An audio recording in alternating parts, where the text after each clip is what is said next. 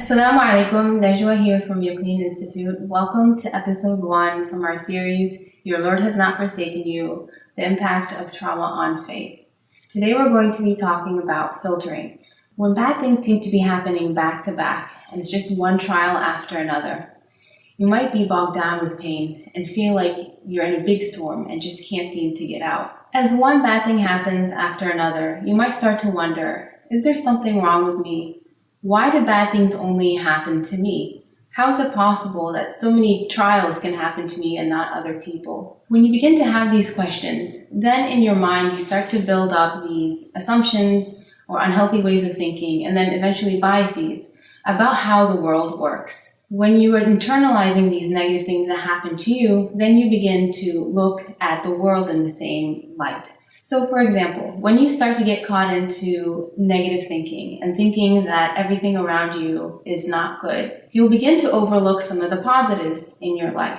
So for example, say you were thinking, why is everyone out to get me? Why does everyone hate me?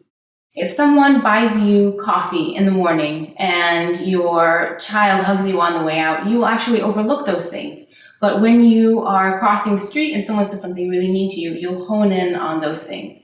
Filtering is like a coffee filter.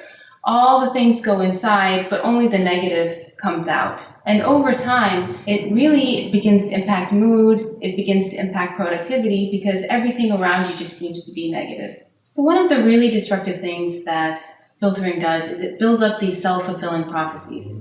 And self-fulfilling prophecies, they not only can be done to us by other people, but we can also do them to others. So say, for example, you are a woman who has low self-esteem. So you built in this filter that I'm worthless, there's nothing good about me. What happens over time is that you might start to act in that way.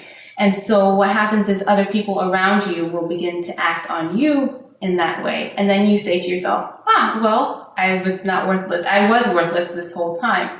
And so it becomes this whole self-fulfilling prophecy in which your thoughts and your feelings actually turn out to be what's going to happen to you. So this can be done in a good way, but it also can be done in a negative way. There was a landmark study done in the 1960s in which teachers were told that certain students in their class were ready to bloom. They did IQ tests in the beginning of the year, and at the end of the year, they did the same tests as well.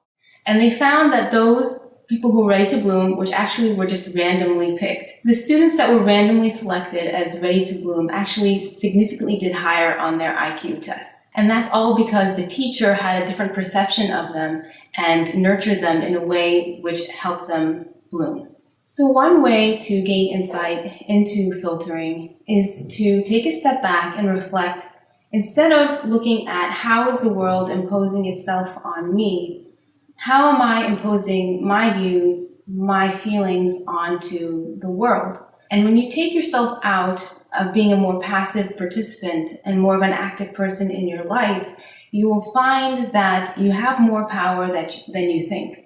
And although bad things can happen over and over, when you start to come from a place of empowerment and say, I do have power over my environment. I do have the ability to make my own decisions. And even if things are not good, I can change them. I can turn bad things into good things. When you do that, then it doesn't feel like, why are all these bad things happening to me? It's more like, how can I take these events in my life that are neutral and how can I turn them into something better?